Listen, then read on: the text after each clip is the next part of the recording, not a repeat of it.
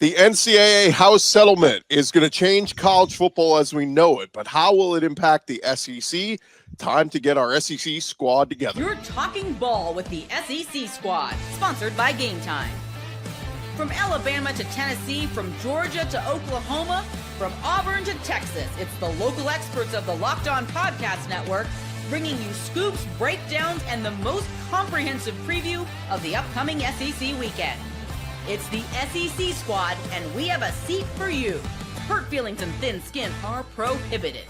Squad up, you're part of the SEC squad. Welcome into the SEC squad. Sit back, grab your favorite beverage, and join us as we get you ready for another week of the offseason, talking all things college football. And we are, I believe, 70 days away-ish from the start of college football season, so we are getting there. And today's episode is brought to you by Game Time. Download the Game Time app today, create an account, use our code LOCKEDONCollege, and get $20 off your first purchase. So we welcome in our panel tonight. We've got Stephen Willis, host of Locked On Ole Miss, Corey Burton, host of Locked On Vandy, Clint Chamblin, host of Locked On Bulldogs, covering the Georgia Bulldogs. I always forget. I'm like, it says Dogs podcast. Dogs, I'm like Georgia, Bulldogs. yeah. Just search Locked On in Georgia and you'll find Clint. It'll come up.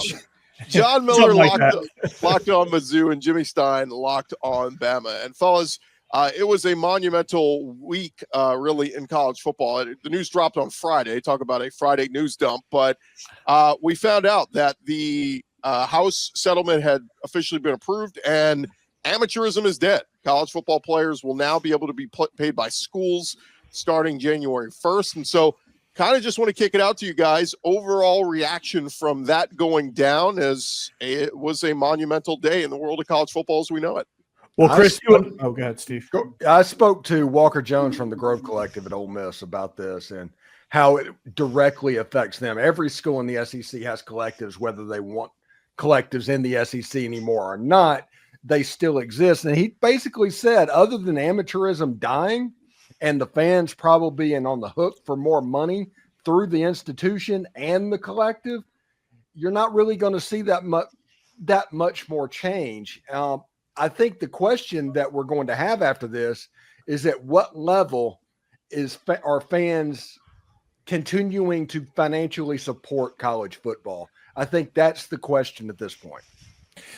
Yeah, I mean, I think that's a very valid question. But on the same token, I think with things, the playing field seemingly even, and Chris, you and I talked about this last night on the show, the parity, I think it's going to bring the even better parity. There's already great parity in the SEC right now. I think it's going to bring even more parity because of the roster construction that you're going to have to do, the creativeness you're going to have to get with building your roster, because you can't rely on just throwing a bag of $8 million at every five-star player you can get your hands on.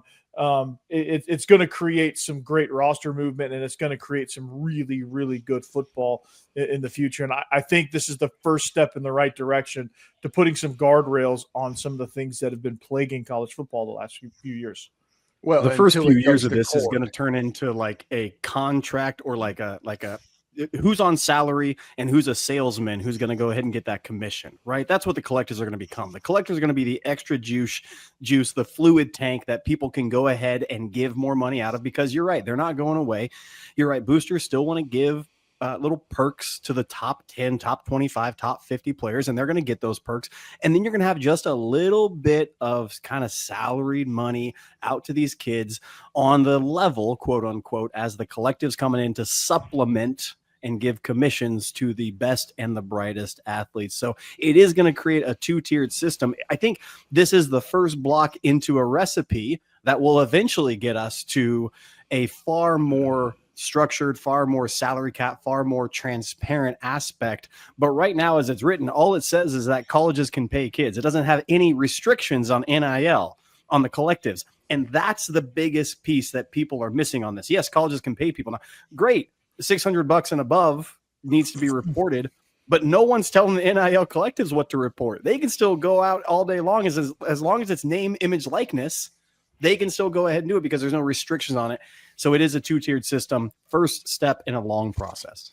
Well, I don't know if that's quite accurate, Clint. Correct me if I'm wrong, Gordy, but is there not a clearinghouse? Don't get me wrong. I'm incredibly skeptical of this supposed clearinghouse that's going to supposedly figure out what fair market value is. Of course, the idea being that, hey, we're not going to use NIL as an actual recruiting inducement anymore. This is just for, essentially, this is for people who are already there and, hey, here's some extra money to be a part of my car dealership or whatever.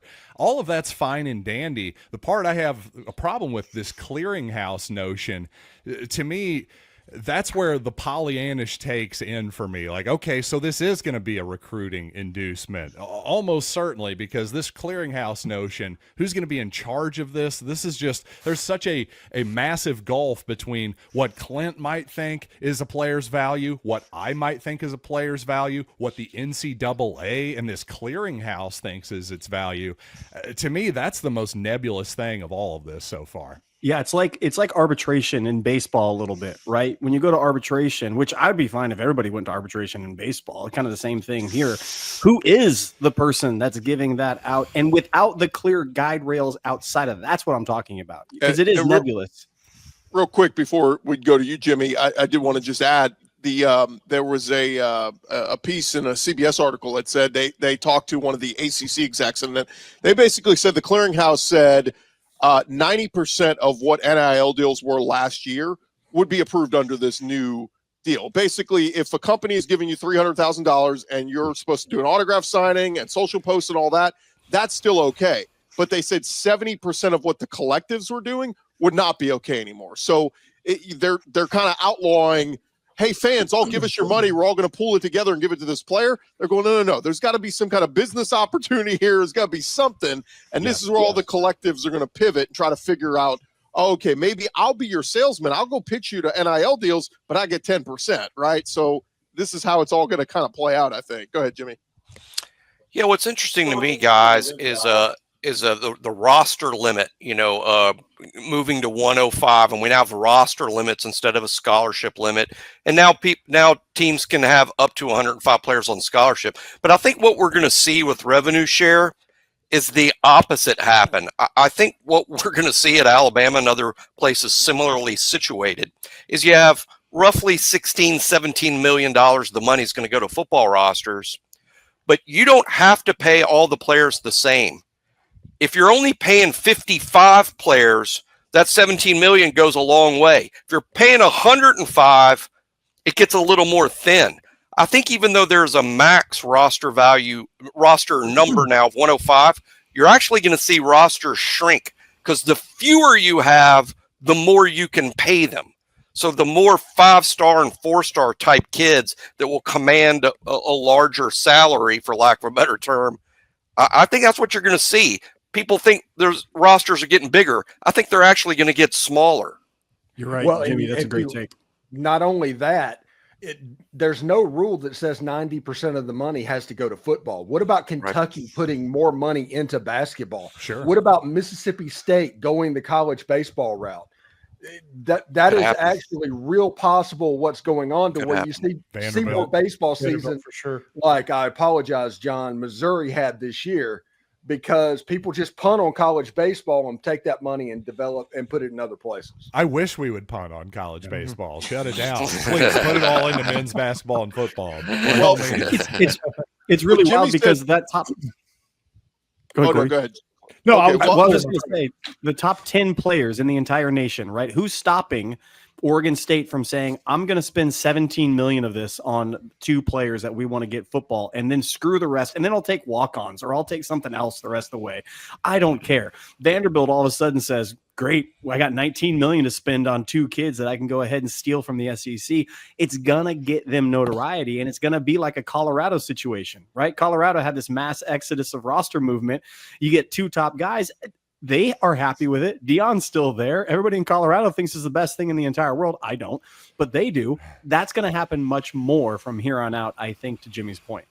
What Jimmy said, will we get to a point where, like, if you're a 2 or 3 star and you want to go to a blue blood like a Georgia or an Alabama, I mean, it's almost old school. You're playing for a scholarship and books and housing and, the old school college football was. Yeah. Just because you play football doesn't mean you have to get a piece of the revenue share. Your revenue share could be zero or very nominal, a couple $100. You do have to be, under the new rules though, you do have to be on scholarship. However, football's had full scholarships for a long time. Under the new rules, a football player could actually be on partial scholarship now. So I think what you might have in an extremist world is almost two classes of players, about 55 guys who are really well paid and on full scholarship, and they're the show, and then 30, 40 guys who are on some version of scholarship with very little revenue share, who you might not typically find in the SEC in the past 10 or 15 years. You're kind of plucking these guys out of group of five in FCS situations that would rather get a shot at the big time, even if it means climbing up, from the bottom of the ladder. You could have a situation like that where it's, like I said, it's kind of two different classes of teams, almost like a varsity and a junior varsity. Or like 55 guys in a practice squad, if you will. That sounds kind of familiar, doesn't it? Oh, NFL model. No. I think the way this is going to go, the interesting thing to look at is Ahmad Hardy. That is the case study. You come from a rural high school in the boondocks of Mississippi, go to Louisiana Monroe, show out, transfer to Missouri, and get paid. I think that is the path for the mid-level players that were going to JUCO. I think it will be a boon to the lower G5 school. And just to talk a little bit more specific on the math, this is 20 million just this year. Like, that number is expected to go up. Obviously, if the SEC goes to 9 conference games, that's going to go up immediately in 2026. But the math that most of the people are estimating is your football team will get about 13 to 16 million. Some people will be on the low end, some people on the high end. I've been told multiple SEC schools, all the basketball coaches are saying, I need 5 million, because this is where we are right now with basketball. The women's team, the basketball team, they're all women's basketball, men's basketball, baseball, they're all going, we need a share of the pie. So, you just do the math and say, let's just say 16 million for your football team and 105 players. If everybody got paid, that's 153,000. I mean, that's great money. I think all of us would have taken that when we were in college, but it's not going to be an equal share of the pie for everybody. It just shows, hey, back to the 2 tiers. Hey, you've got the new house settlement. They're getting money directly from the schools. There's a cap there. Guess where there isn't a cap? NIL. That's why I'm still very, very, very skeptical of this whole idea that, that won't be used as an inducement. I bet you it will be. I'll bet you everything I got. Don't go to a 5-star quarterback with $150,000. That conversation's not going to last very long. The Grove Collective started their own marketing wing to go in to find people NIL deals in the Ole Miss businesses that are around. I mean, they are so far ahead of the game on this. They're not playing catch up right now. They are just getting ready to execute. I'll tell you, the top 100 players in college football next year will not be getting paid by the schools. The top 100 paid players in college football will be making their money from NIL deals still. So that is still where you will make the bulk of your cash. All right, when we come back, guys, around 70 days until the start of college football season, what's the hottest take you've heard so far this offseason? The SEC squad talking more ball next. Looking at you, Danny. Back to the squad in just a second, but first, there is nothing like the NBA playoffs, the intensity, the buzzer beaters, the fans losing their minds. It is the kind of atmosphere you must experience live, and this year's matchup is already delivering. And if you want in, Game Time makes it fast and easy to get seats, even for the biggest playoff games. Prices on the app actually drop the closer you get to tip-off. And with killer last-minute deals, panoramic seat views, and no surprise fees, Game Time is a total game changer. You're going to love that you can see your exact view before you buy. No surprise. And the app makes it ridiculously simple. Just 2 taps and you're done. And of course, they've got the Game Time guarantee. You know you're getting the best deal. If you find a better price in the same row and section, they will credit you 110% of the difference. Take the guesswork out of buying tickets with Game Time. Download the Game Time app today, create an account, use our code LOCKEDONCollege, and get $20 off your first purchase. Terms apply. Again, create an account, redeem our code LOCKEDONCollege, get $20 off. Download the Game Time app today. Last minute tickets, lowest price, guaranteed.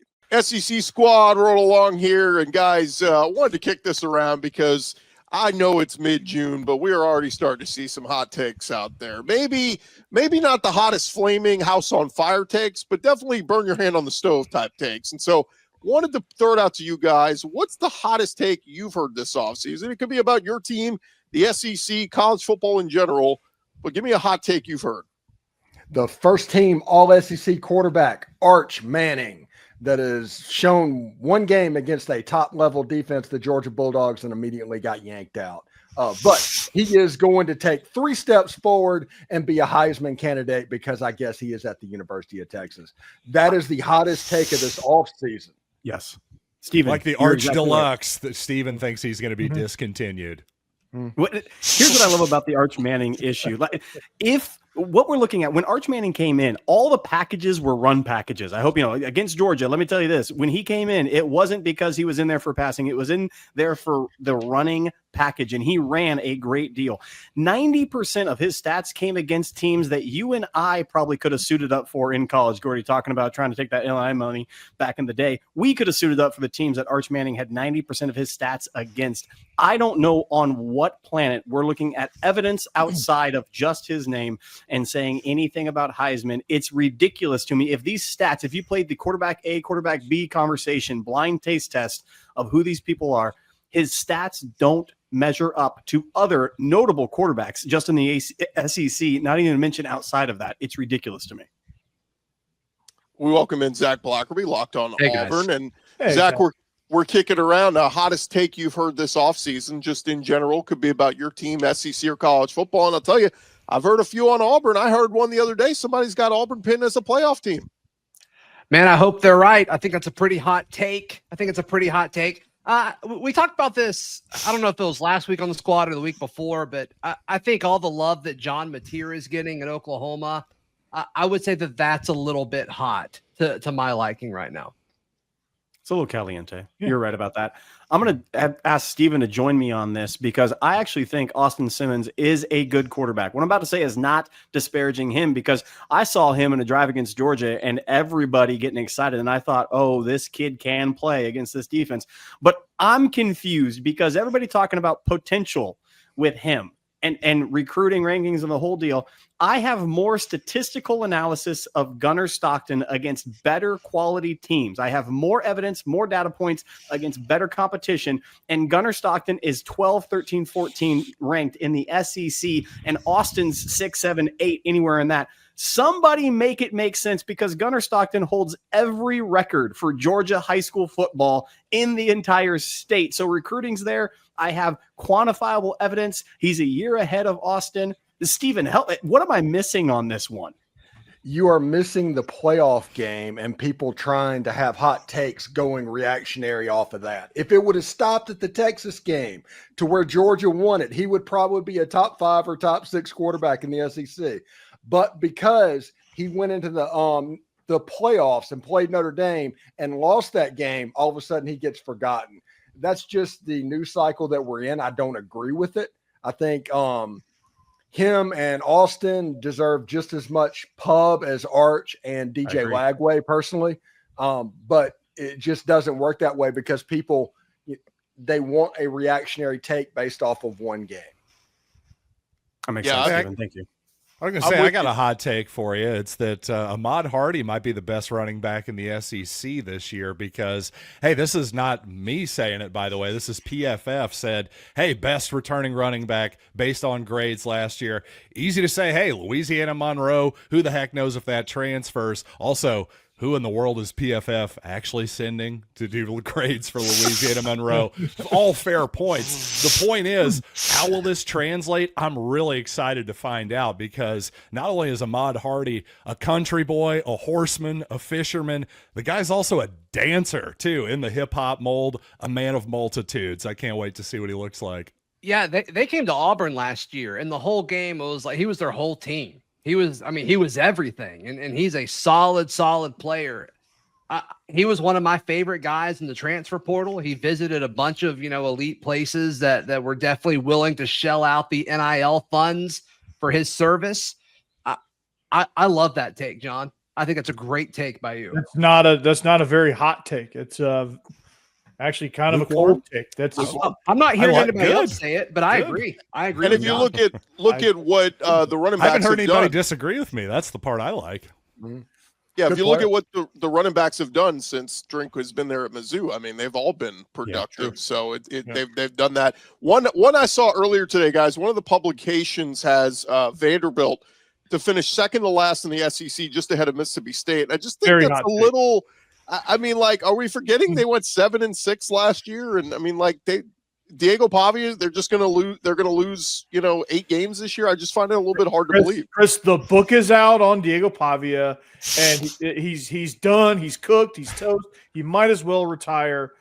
And I that was the hot take I was going to bring to the table. I totally agree with Corey, and to the point where people think Taylon Green is better than Diego Pavia. Did you guys actually watch the games last year, or are we just looking at counting stats? This isn't fantasy football. Give me somebody who can actually put points on the board, move the chains, and not turn the ball over at the worst possible time. Give me Diego Pavia, a guy who very well could have beaten my Missouri Tigers, a guy who hung in there against the Texas Longhorns. Heck, Vanderbilt could have had a better season, honestly, in a different world. I mean, John, they would have gotten a different bowl matchup, but if they don't have the absolute whatever you want to call it against Georgia State, and they don't doink the field goal in double overtime, they're looking at 8 regular season wins with the possibility of a 9th win in a bowl game if nothing else changes.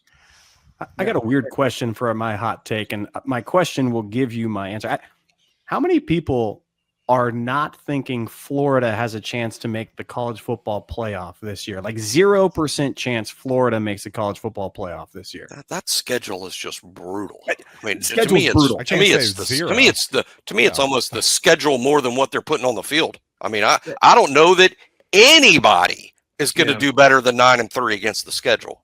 They have a run of 4 games that is absolutely murder back. They got road games. It's ridiculous. But my hot take is I'm picking Florida. If I had to make a bet to make the college football playoff based on juice, I'm picking Florida. They got DJ Lagway, a running game that is fantastic, a defense that's improved every single year. I hate Florida with all of my passion, but I'm here to tell you, Florida has a legit shot at making a college football playoff, and I'm not being tongue-in-cheek with that. My question is, can they make it if they go 9-3? Can Florida make the playoff if they go 9-3? With that record, I think they'll have a resume to say, hey, we deserve it. Will it happen? I'm not sure, but I think they'll definitely have a case.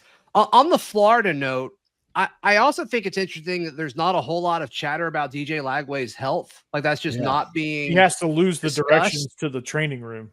Two things on Florida real quick. I saw the latest list of Manning Passing Academy attendees, and I think there's only 3 or 4 SEC guys not going right now, and one of them is DJ Lagway, and that's just a little surprising because Anthony Richardson's gone before, and so that makes you wonder, is that shoulder it's not healthy? And the other part is, I'll go the opposite of Clint. Clint's going Florida as the playoff team. I'm going Napier fired by midseason. If you really want to go hot take, hot take. Which one's more likely? Napier fired by midseason, or Florida making the college football playoff? I think we get closer to Florida making the playoff. I think we go. I don't think. I think I'm going the other way, Corey. Based on Brandon, I think it's more of the fired part because Florida people just seem impatient in general. Well, a little bit Auburn adjacent, am I right? If they get through, if they make it to on the road against A&M, if they've beaten Miami, if they've beaten LSU, and they probably take the L against Texas, but if they get to A&M and they got 1 loss on there and they got a puncher's chance in that game, I think Napier. I think that's the tipping point moment. They win that game, I think it's all downhill. If they don't, the wheels can come off real quick on that. And him not having surgery, and it turns out that he needs it, and it's kind of one of those things. This season could also be a dumpster fire. It's not coming up. I don't like shoulder injuries for quarterbacks either. Yeah, it is. Bo Wallace had one at Ole Miss, and we had to deal with good Bo, bad Bo for 2 years. Dr. Bo. Yeah. One more hot take I'll throw out there to you guys. I just saw this today. Athlon did their postseason predictions. They have Bama making the playoff, losing at LSU in round 1, which I thought was an odd pairing, and then LSU losing in round 2 to Texas. I just thought that was a whole lot of SEC eating up SEC in the playoff there. I guess it could happen. It could, but on that Texas news, I saw a ranking that had the best linebacker group. I'm here to tell you right now, Georgia has the best linebacker group in the entire SEC, and I'll fight anybody on it. Texas Pitt was at 3 on this list. Yes, Pittsburgh at 3. Texas was number 1. I don't see that. I think I see Texas defense, especially. They were called elite last year. I think I see them taking a step back. I could see Alabama punching them in the mouth this year. I would not take those Athlon. No, thank you. Yeah, I think you know how this stuff happens in the offseason, right, guys? Like I remember back in January, somebody going, I think Clemson's got some pretty good DNs. By March, it was, I think they could be one of the best in the ACC. And here we are by June. Clemson has the best D-line in the country. I'm going like, wait, nothing's happened. Nothing's changed since January yet. It's just the offseason, the train starts going down the track and it gets momentum, and then we're hot takes by June and July. So and remember this for hot take season. Texas 8-4 is an absolute possibility. They have a new quarterback, new offensive line, new wide receivers, and they might get their healthy running back, but they might have the backup that played last year playing running back.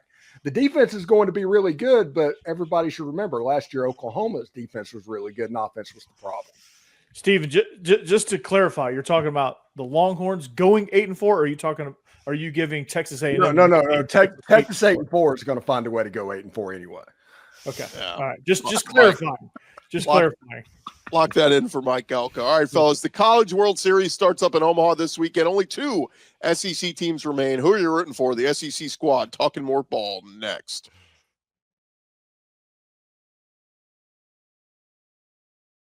Final segment here on the SEC squad. And guys, the College World Series starts up in Omaha this weekend.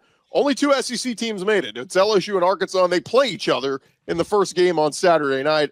Zach shaking his head because Auburn came up short, Georgia came up short, everybody came up short. Ole Miss came up short. So I ask you guys, are you rooting for the conference? Are you rooting for one of LSU, Arkansas? Do you say the hell with them? Because I bring that up because the SEC has won 5 consecutive national championships in baseball, all different teams. I'm almost kind of rooting for Arkansas because I think it'd be cool to say a 6th different team won a consecutive national championship. Wouldn't it be cool to see Arkansas play Oregon State again? Get that rematch in the championship series. Yeah, that'd be a fun series. LSU, they're the face of college baseball. LSU being good would surprise no one. And Murray State just plays the game the right way. It's hard to not root for Murray State. Murray is not a state, though. Let's all agree on that, despite the name. SEC pride, that's fine. I'm also pulling for Coastal Carolina. I thought their fan base was outstanding this past weekend. You talk about teams playing baseball the right way, fundamentally sound, really cool story there. So go SEC and go Coastal. Yeah, I think after the SEC underachieving league-wide throughout the regionals and super regionals, I think I want the SEC to win the World Series. I wouldn't necessarily say that every single year, but after hearing so much, the SEC is overrated, now bleeding into football, I would like to see LSU or Arkansas win, especially Arkansas, on Chris's point, winning 6 in a row with 6 different teams. That'd be amazing. John Neighbors deserves it, doesn't he? Yeah. Yes, I was just going to say, I'm rooting for Arkansas. Hold on, though. Doesn't it kind of ruin his gimmick, though? I'm just saying. Just saying. And by the way, Danny Cannell has turned into Teddy Ruxpin. Anybody remember Teddy Ruxpin? It's just a series of recorded. You and I do. That's it. I remember. Yeah, I don't know who that is. And that's what it is. And everything's like the SEC's crap. The SEC's crap. And it's just, will you be my friend? It's that crap. Teddy Ruxpin. What a quick scoreboard check, guys. Florida wins it all in men's basketball. We just had Texas win it in softball. If the SEC wins it in baseball, I'm sorry. Like, what exactly is this SEC is dead narrative? From people that want you to click on an article, Gordy. That's who writes those things. It doesn't matter who wins it into existence. The SEC is not dead. It's just not dead. I don't want LSU to win. I cannot stand rooting for LSU on anything in my life. I apologize, Gordy, with all my heart. But I do Arkansas. That would be fun because baseball and basketball, those are kind of the places that I don't mind Cinderellas. Football, man, if I could pick the same 12 teams every single year to kind of run it, and I would be fine with the Blue Bloods a bit in there. But baseball and basketball, give me some fun. Give me 6 different guys over. I'm sorry, John. You're not part of the 12. I'm glad you recognize that.